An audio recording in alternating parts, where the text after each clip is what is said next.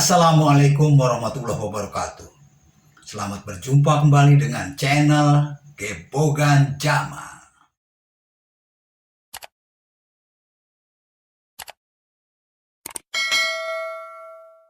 Secara pemahaman keagamaan, Anies adalah seorang Nahdliyin Tulen, sesuatu yang sering digambarkan sebagai golongan Islam tradisional. Tetapi secara pemikiran, Anies banyak dicitrakan sebagai seorang Islam modernis. Pengelompokan yang dilakukan oleh masyarakat pada kelompok masyarakat Islam yang hidup di perkotaan dan memperoleh pendidikan sekuler ala barat, tapi tetap menggunakan cara hidup yang islami.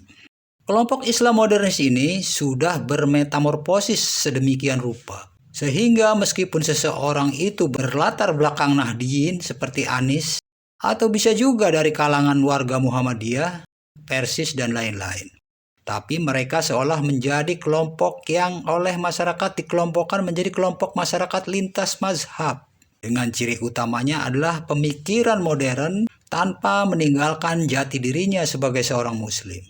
Kelompok ini sangat rasional dalam berpolitik. Siapapun yang dianggap layak dan memenuhi syarat untuk menjadi pemimpin, pasti mereka akan mendukungnya tanpa memandang asal-usul apakah dari golongan Nahdliyin atau dari Muhammadiyah. Maka tak heran Anies yang menurut mereka begitu ideal akan dengan mudah mendapatkan dukungan dari kelompok ini.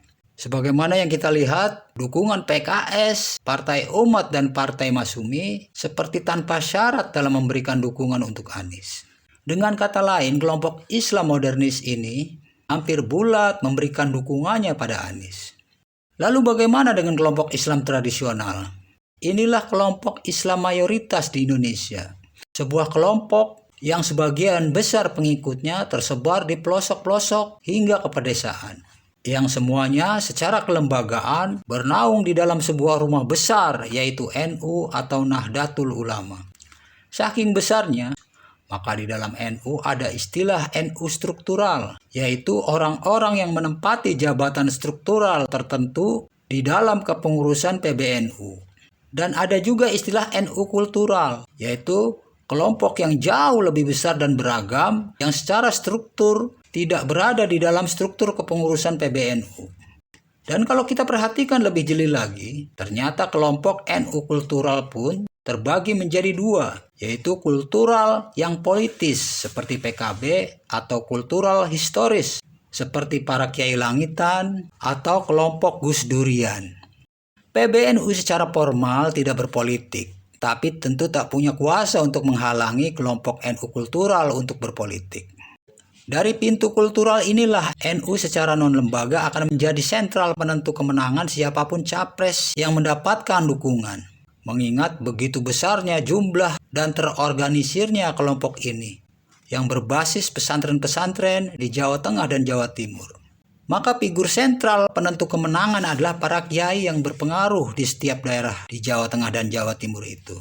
Dan kalau kita melihat konfigurasi pasangan capres-cawapres yang ada, atau gambaran pasangan yang sudah digadang-gadang, meskipun belum dideklarasikan, maka kalau kita mau jujur, nama yang paling dekat dengan para ulama dan kiai yang menjadi figur sentral tadi adalah Gus Muhaimin atau yang familiar dengan sebutan Caimin.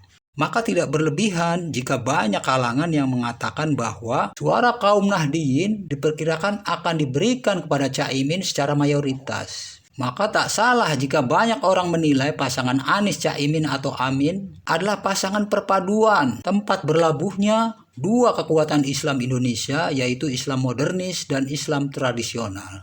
Prabowo terlambat menyadari bahwa Caimin dan PKB yang selama ini bersamanya adalah sebuah potensi kemenangan untuk dirinya.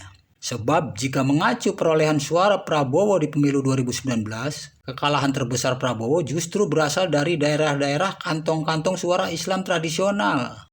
Sama seperti Anies, kekurangan Prabowo akan bisa ditutup oleh Caimin.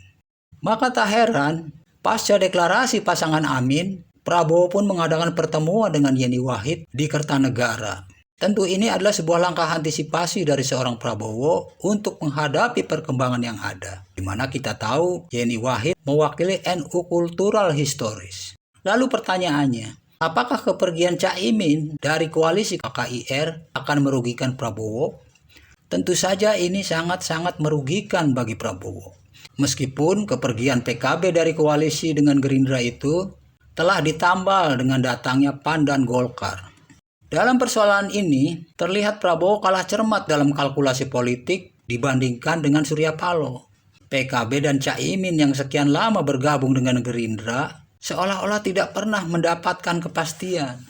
PKB dan Caimin seolah dibiarkan terkatung-katung tanpa kejelasan. Dan puncaknya, ketika PAN dan Golkar bergabung, yang secara sepihak merasa lebih berhak atas koalisi dengan Gerindra, sehingga secara sepihak mengganti nama. Koalisi yang ada tanpa melibatkan PKB dan Caimin, tentu ini sesuatu yang sangat menyakitkan. Setelah sekian lama seiring sejalan, tiba-tiba berganti nama tanpa dilibatkan. Hanya karena hadirnya anggota koalisi yang datang belakangan. Lalu Surya Paloh sebagai politisi kawakan dengan insting yang tajam dapat membaca dan merasakan apa yang sedang menjadi kegundahan Caimin dan pengurus PKB.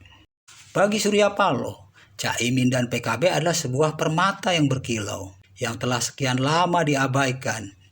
Seorang Surya Paloh dapat melihat apa yang menjadi kekurangan Anies akan dapat ditutup oleh seorang Caimin.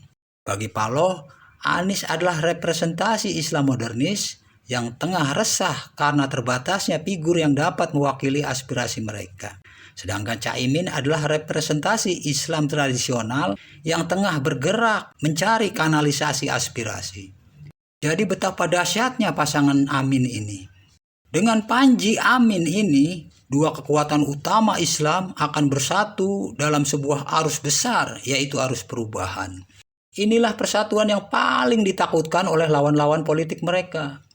Karena tatkala dua arus utama kelompok Islam ini bersatu, takkan ada yang sanggup menghalanginya. Terima kasih.